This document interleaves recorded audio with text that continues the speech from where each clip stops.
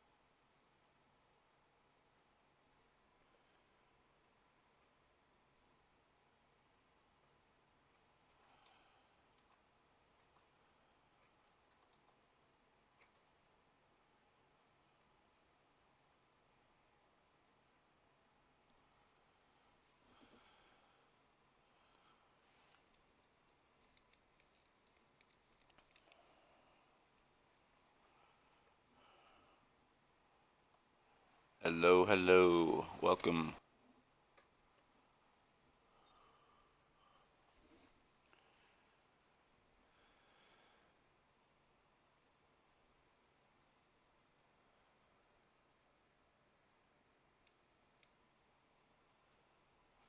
This is going to be my first stream, so be easy on me.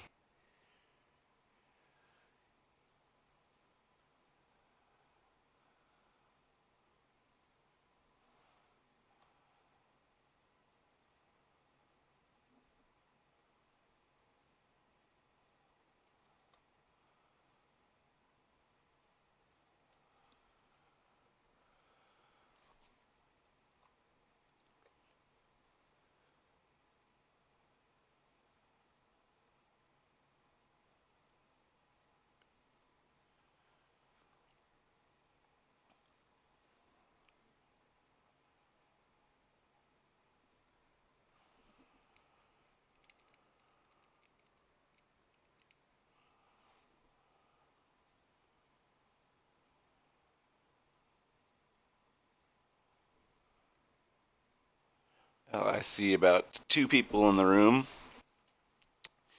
If that is the case, say hi. I'll see you in the chat. Hopefully, it was the Reddit post that brought you here. That would be kind of cool.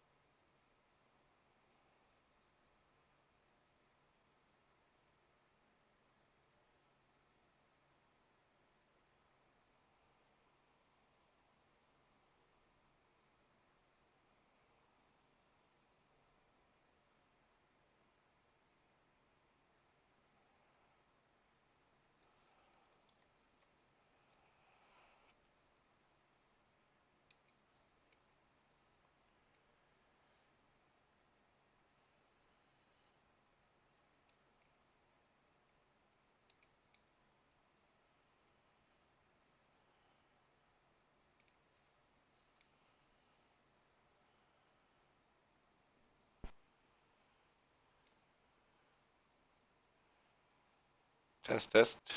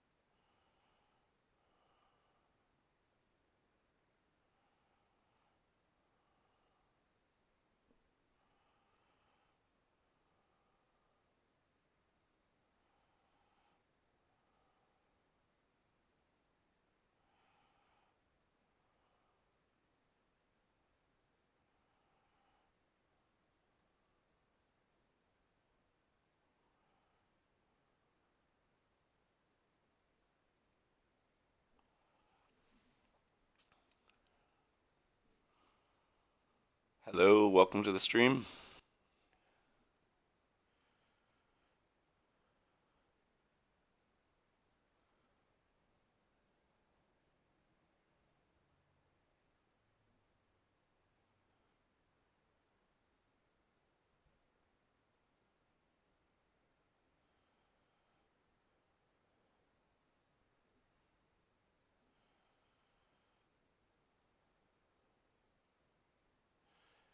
It's the Diana 2.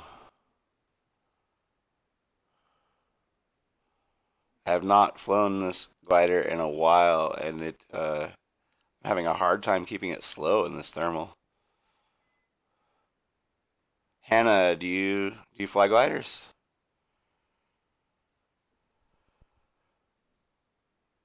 There is no engine.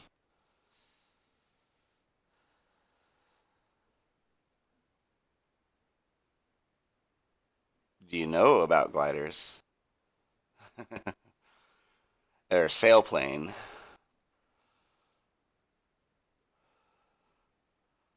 So, um, well, basically, what I'm doing here is using some updrafts. Have you ever seen birds flying circles without flapping their wings? Basically, what I'm doing here. Are you an aspiring pilot otherwise?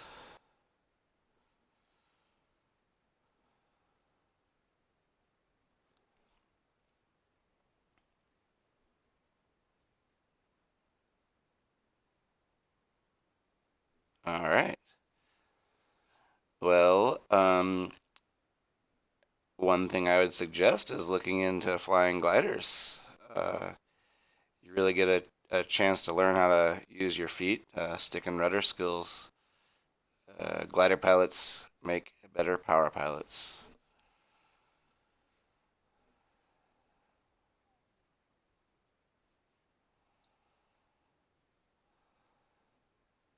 this scenery that I'm flying at.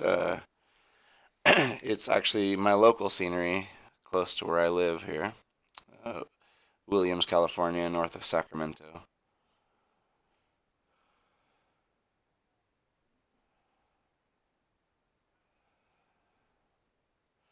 It seems as if this thermal is dying now.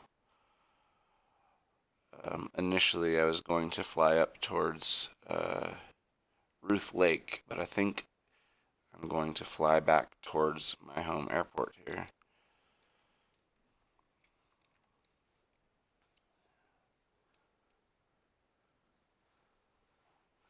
Gliders, they're pretty capable. My longest. Hey, Alex is here. All right. Alex in our chat is another glider buddy of mine. Welcome, welcome. So, the idea for tonight was pretty much just a trial talking about flying, questions and answers, although probably try to feed some information out there rather than just ask questions or be asked questions. I can start by giving a little background about how I ended up here. So, like it says in my Discord, I have been flying sims for nearly all my life. And it actually translated into something I can do in reality now. So, approximately when I was about 10 years old, I got my first flight simulator, and around the same time, maybe a couple years later, I was able to take my first glider ride. Took a tour in a glider out of Hollister, and fast forward another 15 or so years, I took another ride, which was an acrobatic ride. We were doing a bunch of loops, and I enjoyed it a ton. But besides that, as we were moving from where we checked in out to the runway, which we have to move the gliders across the airfield, I asked the guy what his role, what his job was at the airport, and he said that he basically got lessons for helping out on the ground. And that was the day that my light bulb went off in my head. I would have never been able to afford it otherwise. So a couple years had passed, and uh, there was a glider operation in the town I was living in, and I actually approached them and asked them if they had any work, if I could do some trade for them. And they actually hired me and called me in to start the next day. So that was when my glider adventure began. That was about 2017, 16 or 15 even. Actually, 14. I've been doing this going on 8 years now. If I'm doing my math correct, it was maybe 14. So I started by, because as Hannah had just asked, there's no engine, so one of the jobs that I did was moving the gliders around myself. It's a little model of the glider I learned to fly in, Schweitzer 233, that a friend 3D printed for me. Pretty cool. So I'm moving around these gliders, and for every couple days I worked, I got a lesson in trade. And because of some of my simulator experience, I actually trained into the glider very, very quickly. I did 25 flights prior to my first solo. My first solo was my 26th flight, and it was actually quite a big letdown. I'll tell why. Um, my instructor let me take about 1,000-foot tow, and within 5 minutes, my very first flight by myself, I was back on the ground. But it was a success, and it was fun. It also happened to be my 29th birthday, so it was a pretty good way to celebrate that. That was my first year with Soar Truckee. They're only open in the summer, June through September, so basically had to wait 8 months before flying again. And I continued with them the next summer and eventually earned my private license. Which at that point in time, my instructor said if I continued on, that there may be a job for me. If I get my commercial license, there may be a job for me. Well, he kind of let me down. He said, well, now that you've got your commercial license, what do you expect me to do? Fire the other pilot? And that's not quite reasonable. Um, However, the following summer, my third summer with Truckee, that spot had actually opened up, and I started giving rides. Did a summer and a half of giving rides. Another part of that time, I was doing the same thing in Southern California, and kept on studying and got my instructor rating, and started teaching. So that is what I do now. I teach people to fly gliders in reality. Um, I see 3 people in the chat. I'm guessing one's maybe Hannah still. Alex is probably still here, and one I think might just be a bot or something. What about pistons? Well, that might be my next step. Because I learned to fly gliders for free, I kind of want the same thing to happen in the power life. Maybe it will require some trade. We'll see how that ends up working out. Long time goal is I would like to fly business jets, small jets that are privately owned, but continue flying gliders until that time comes. Where I work, we have quite a few piston airplanes. In fact, that's how most of the gliders get into the air. Hey, Jonathan, welcome. Jonathan Quist, I'm guessing. And maybe a different Jonathan. Maybe Jonathan from Southern California. That'd be a surprise. But maybe you saw my Reddit post. Who knows? Let's see if I can bring up the post. My joystick is not feeling calibrated today.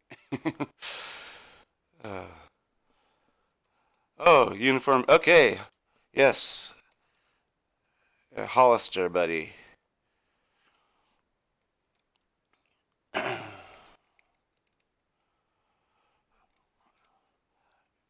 Did you read the Reddit post? Is that what brought you here today, Jonathan? Oh, let's see. Again, this is my first stream, so I'm kind of ironing out the kinks. Hope to do it more. I hope that there's some benefits from me sharing. So let's see, where am I at today? I'm in Williams Soaring, flying brand new ASK-21B model. Cool. We can. Alex is the one who posted in Slack, so thank you, Alex. Get the word around. I'm flying upwards of about 5 times a day, 5 days a week, sometimes more flights than that.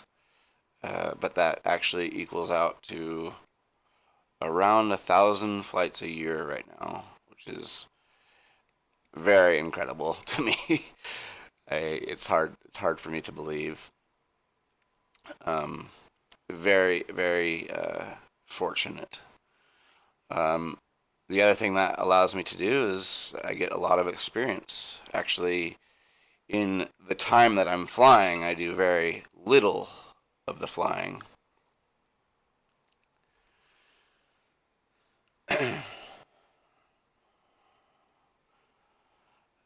A lot of my students do the flying.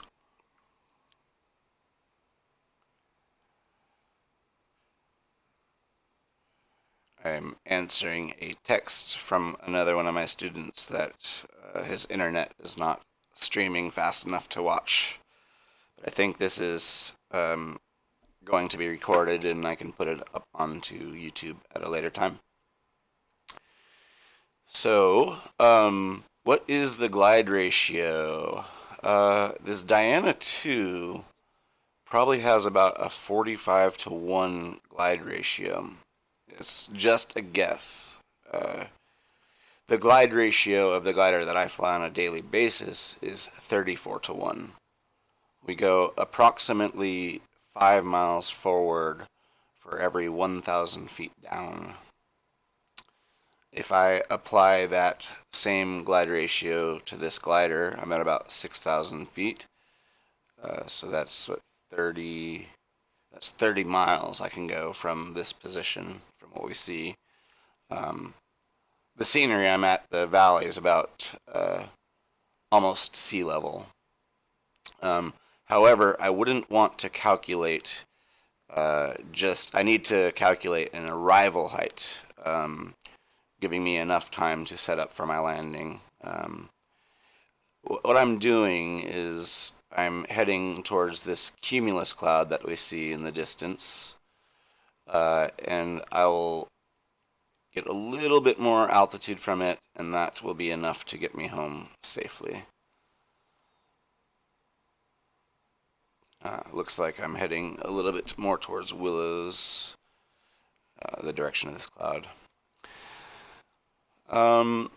So one thing, I meant to prepare a couple more documents to look at, but one thing I find very interesting with the glider, you mentioned glide ratio, Hannah. That glide ratio only happens at a certain speed. So for the benefit of me giving good knowledge, I'll talk about the 21, not the glider I'm flying now. So the ASK-21 has its best glide of 34 to 1, and that happens at 49 knots when the glider is at maximum gross weight. So if I were to fly by myself, it would be a little bit slower than 49 knots. Not significantly, probably about 47 or so. I'd have to do some kind of math to figure that out, and I'm not particularly good with math. So the first thing I teach my students for an intro lesson or their first flight is I give them a little sheet. Actually, I have a piece of paper I can draw on and hold it up in front of the screen here. I'm gonna pause the flight for just a second. My glider's not trimmed. So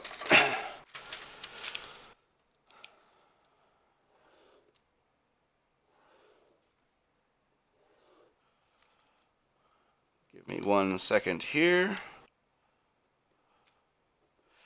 The 3 speeds that I talk about when I first give a lesson is, now I need to be able to see myself.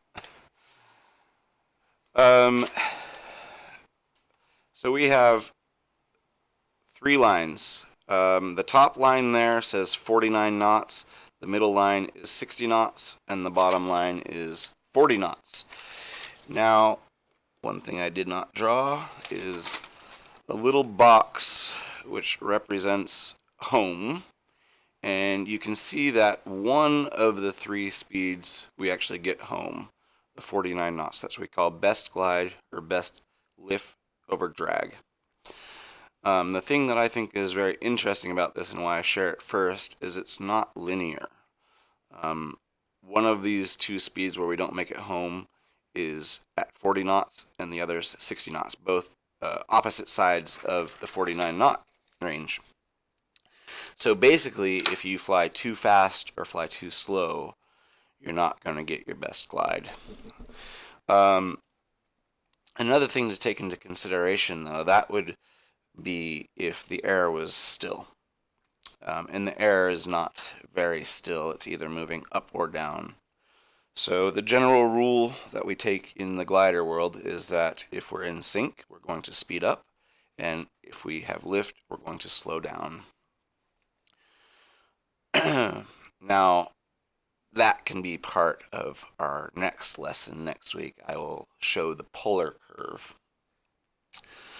I like to teach from scribbles and scratches, so this is my main teaching sheet. It looks crazy right now, but we'll kind of go over that into the future.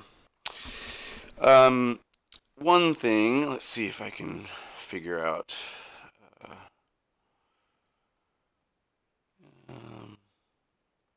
Aha! Okay. Let me just make sure this is showing correctly. Okay. So, we have my thermal technique page. Not doing what I want here. I want to show my mouse so I can show what I'm pointing at, but I guess I'll have to learn what I'm doing with this stream a little bit more for next week. We'll go back to flying the glider. So Jonathan is an instructor, unicorn victim. One thing that I like to do also with my initial students is I kind of try to let them know what their role is on their first flight, what their responsibilities are, and their responsibilities should be nothing, but a lot of times the student might come into a lesson expecting that they need to perform a certain way. And so one of the things I tell my students is, how could I expect you to be able to fly the glider on your first time out, first time giving it a try? And so I kind of go through that spiel, but then the next thing I say is, actually, I do have one expectation, and that is you have a good time. And 9.5 out of 10 times, that is the case. The intro student really enjoys once they realize that pressure is not on their shoulder, they can really enjoy. And so 9 out of 10 of my students come back after their first lesson, which is great. So some things that I find to be a problem with teaching. Oh, I see my internet's slow. Apologize if you guys are getting little lags here and there. If I need to repeat something, please just ask. One thing that we do in gliders a lot is turn. And it seems like it might be simple. The way my instructor said was, lower the wing, use a little bit of rudder, and that's your turn. Well, that's not exactly it. So the way I teach people to turn, I now that I've watched people fly, many people, you get to see how people do the same thing differently. I've been able to come up with a bunch of different phases of the turn.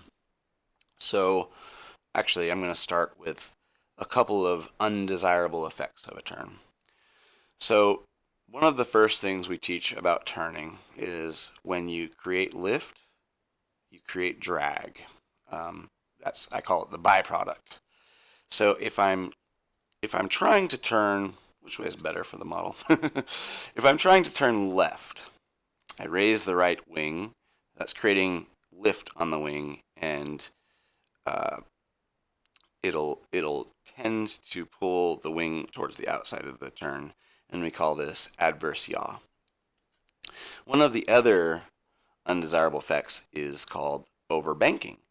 Now, once the turn is established, this outside wing is flying faster, creating more lift. Creating more lift, it's trying to roll over. The reason I bring this up is I was trying to teach this young girl how to turn, and I started talking about entering into the turn until you've got the desired angle of bank, and then neutralizing the controls. And she said, well, where is neutral?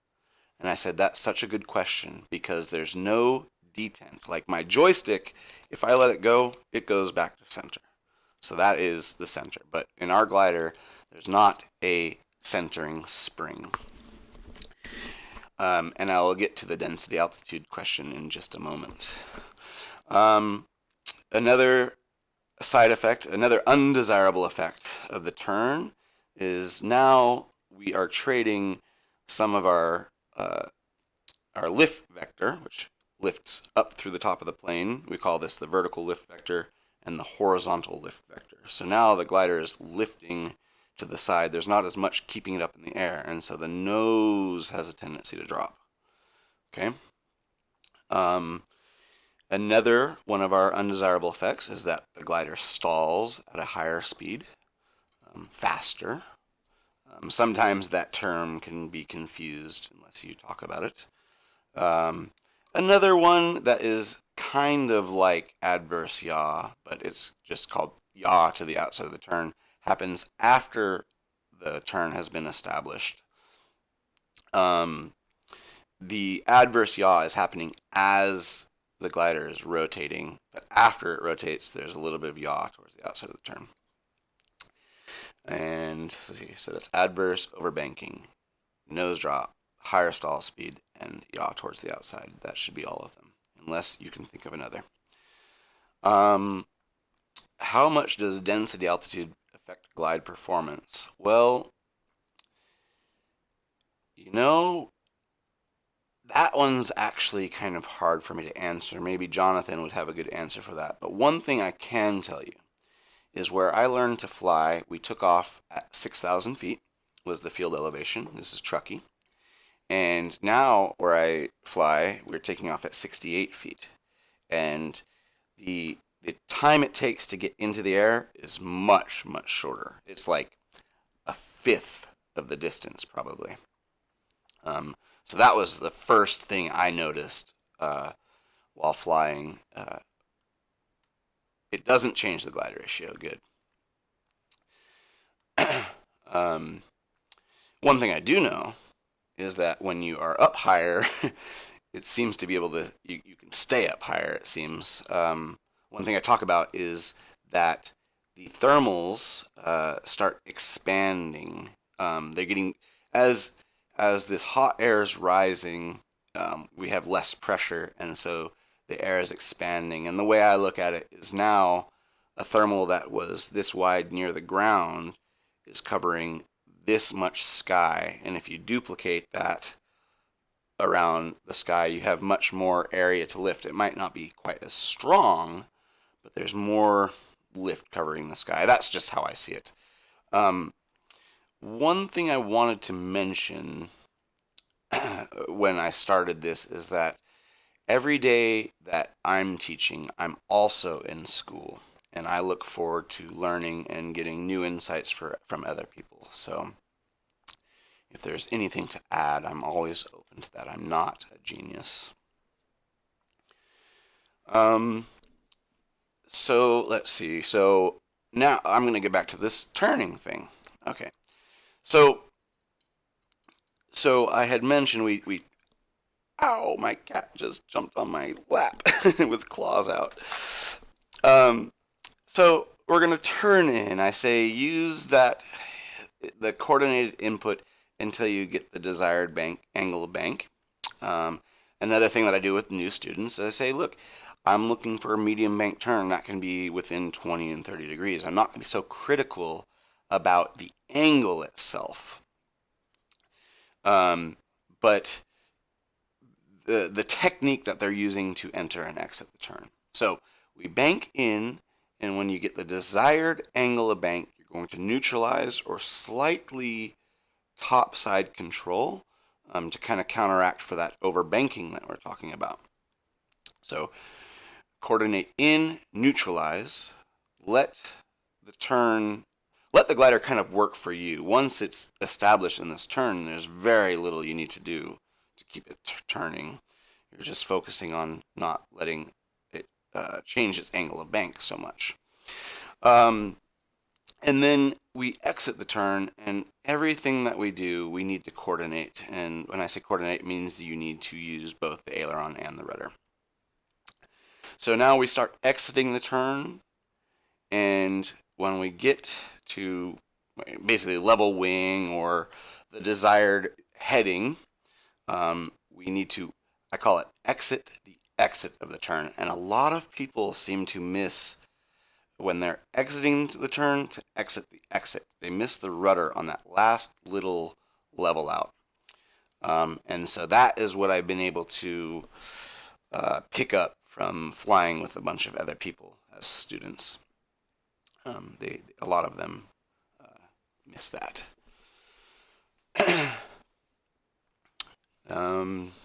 Okay, so that's turning. Oh, so now that's one of the main things we do in our lesson is turn. And a student might say, "Hey, you're taking my money. I can already turn." And I said, "Well, what a glider pilot needs to do is be able to turn very, very, very well. Once we get into that column of rising air, we need to be able to stay there. So it's one of our really one of the first skills you learn, but one of the ones you really want to perfect. The coolest thing that I've learned in the last year, I finally got an answer to why people say use topside rudder in the turn. Everybody said it, but no one gave a great explanation. This was written about in the Soaring magazine 2004, a guy named Dick Johnson. I hadn't actually read the article until after I learned this fact, but another young person in the gliding world named Daniel Sazin made a video about why we use topside rudder in the turn. And why not to use inside rudder at all, even if you're not risking that spin. Sometimes I go in loops on my talks. If you lose me, just ask and I'll explain again. So if any of you have ever flown RC planes, remote control, some of them are only elevator and rudder. And they actually work. So the rudder will actually provide a little bit of a roll control. They actually make RC planes like this. So if I were to be up in the air and I just used rudder, which is not the proper way to do it, I would actually get a little bit of roll in the direction I was going. So if I think about that roll moment I got, if I go into a turn and use a little bit of opposite rudder, topside rudder, that's going to provide a little bit of roll that kind of counteracts for the overbanking tendency that we have.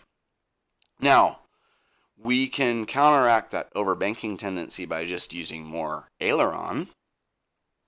But what ends up happening is as you're flying that circle, if you have any rudder in at the same time, remember that roll is there, and I can cancel it with the aileron, but you have so much more aileron hanging out, creating more lift and more drag on that wing. So essentially the technique is to trade some drag towards the fuselage from the wing. And I just think that's fantastic to finally understand that. I teach everybody outside control in their turns. It's very strange. No one can get the outside control. It's very tough for them. really, I think a lesson should probably start with airspeed control. And here's another place that people make a mistake about a lot is that they focus on the airspeed indicator. I can actually demo, I think, here with the simulator what I'm talking about. So what we want to do, what I teach, is to reference the flat part of the instrument panel, the top part there. And because we sit at different heights in the glider, I tell the student that they need to make their own references. Um, uh, Going back to that line chart I showed you earlier, one of those speeds, remember, one of them gets us the furthest distance. The other one keeps us up in the air the longest, about the 40 knots. We call that minimum sink. So I want to find approximately 40 knots. I'm going to use a little trim so I don't have to constantly hold back. 40 is actually going to be almost too slow in this glider, so I'll try 50 knots. What I was getting to is that a lot of people will look at the airspeed indicator and they try to get it on the 50 knots, and then they go slower, and then they go faster. So the best thing to do is reference the horizon with what they're using the horizon to keep airspeed. It pretty much stays the same every time you fly. Slight differences depending on how much weight you have in the glider. Looks to me like I don't have many cloud options, and so at this point in time, I'm probably better off flying near best glide, so I can hopefully make it back to Williams.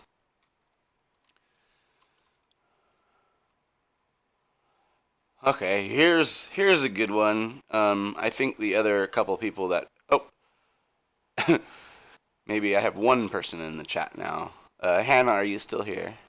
Or is it Jonathan? Or is it Alex?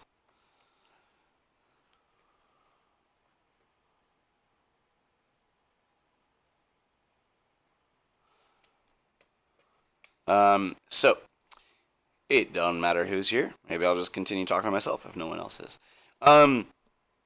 So sometimes gliders don't make it back to their destination. In this case, I actually have an alternate airport just ahead of me called Maxwell, and so sometimes gliders land at other airports, and sometimes they're not so lucky and they land in fields.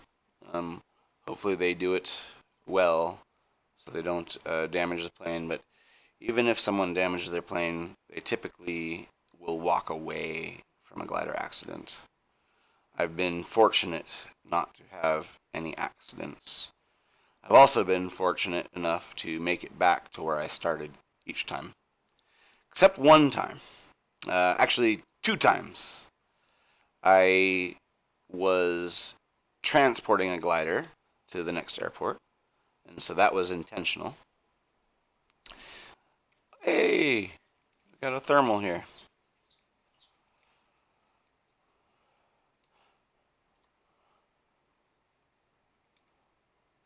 So one time at the end of our season, Kitty, you don't chew on my webcam. We needed to move a glider from Truckee to Minden, and so that was one of the times that I didn't land back where I started. The other time, I was a passenger with someone else, more like a co-pilot, but I was not the one that was in charge of the flight.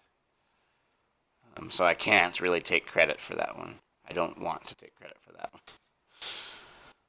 one. But we landed at an airport just about straight ahead of where I'm looking now, called Willows, and the boss came and picked us up. We weren't even on the ground for more than 5 minutes. It was very painless. and it gave me a little confidence to know that if I do land out sometime, that my boss is going to come get me. My cat wants to know who I'm talking to. She's getting very curious. Come here. You want to be famous?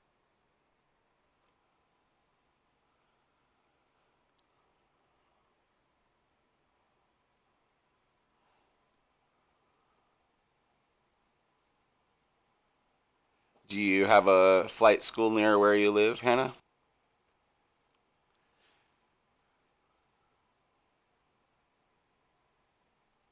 Thanks for stopping in. It was nice to have some visitors. Look into flying gliders.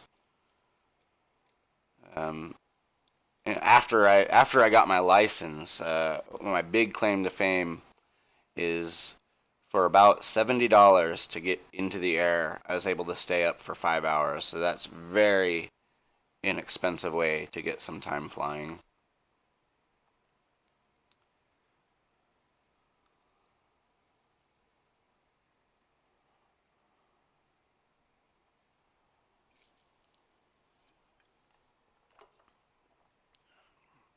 And or start with a simulator like I did.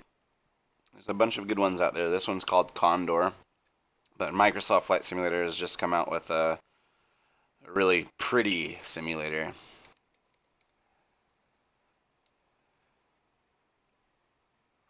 The world is rendered very very nicely.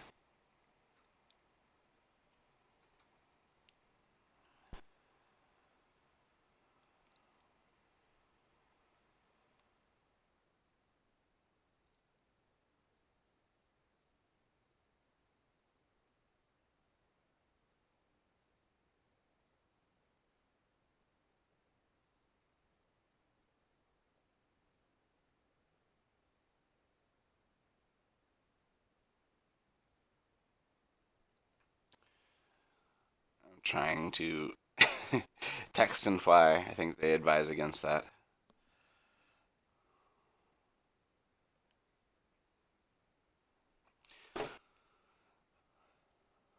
Hannah, if you're still here, um, 'cause I only see one person in the room. Uh, in my Twitch profile, there's a link to my YouTube. You can find a couple other glider videos there, doing some aerobatics and stuff. That's pretty cool. Actually, let's see.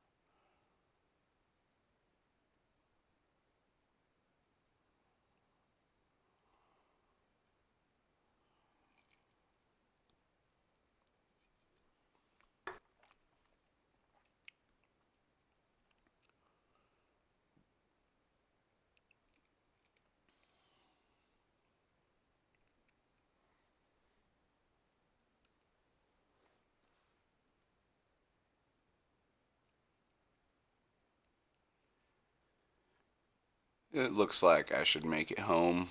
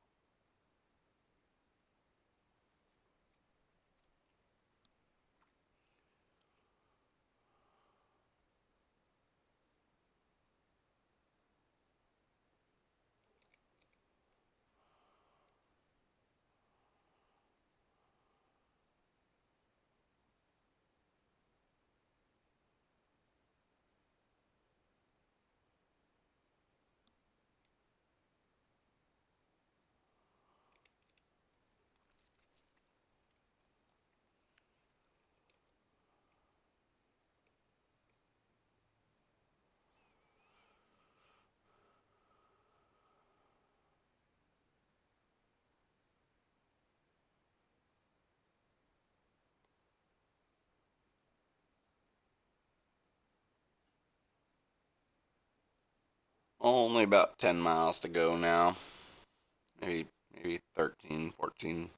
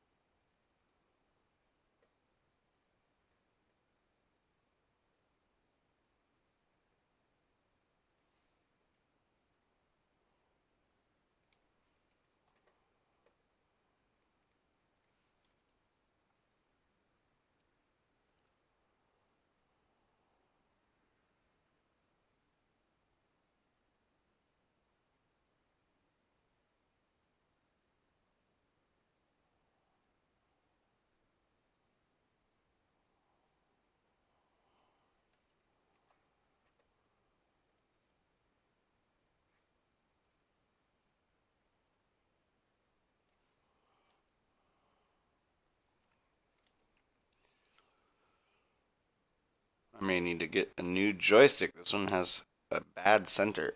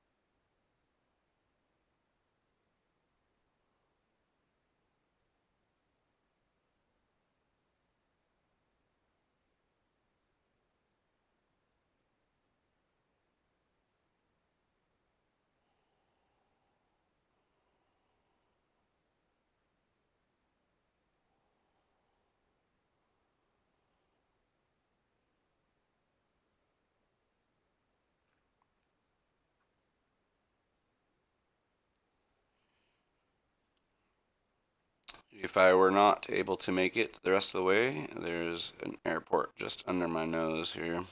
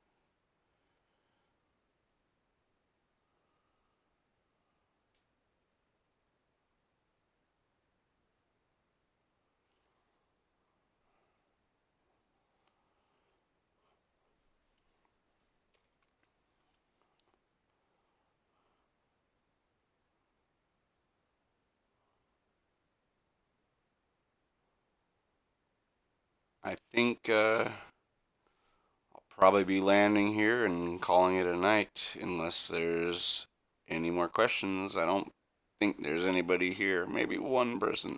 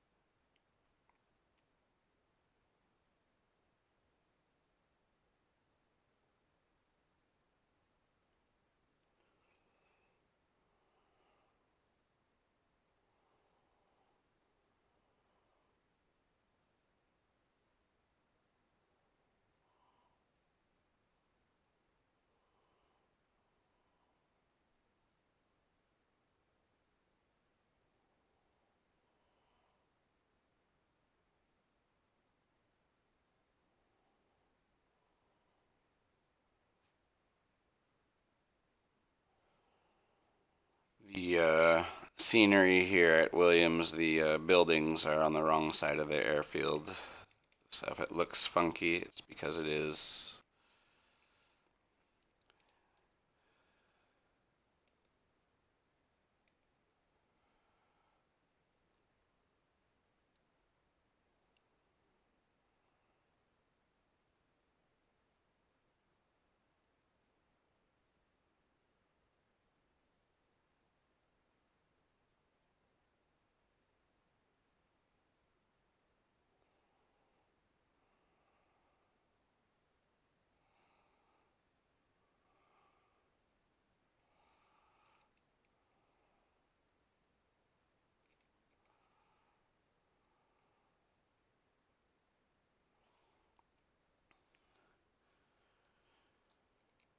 Gears down and locked. No traffic. Wind a little bit from the southeast. Maybe 8 knots. Spoilers checked. Downwind. Landing 16.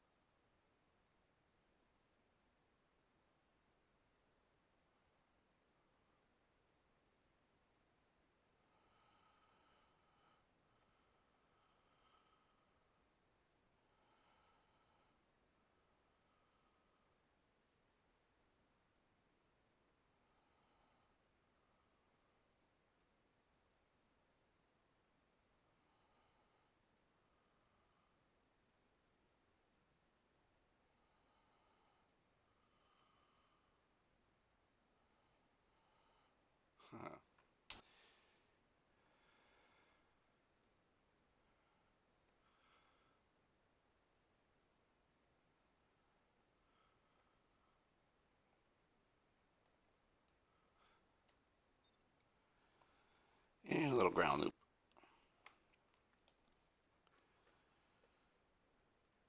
Well, if you had a good time tonight, suppose join, subscribe to the channel, and we'll try to do it again. I had fun.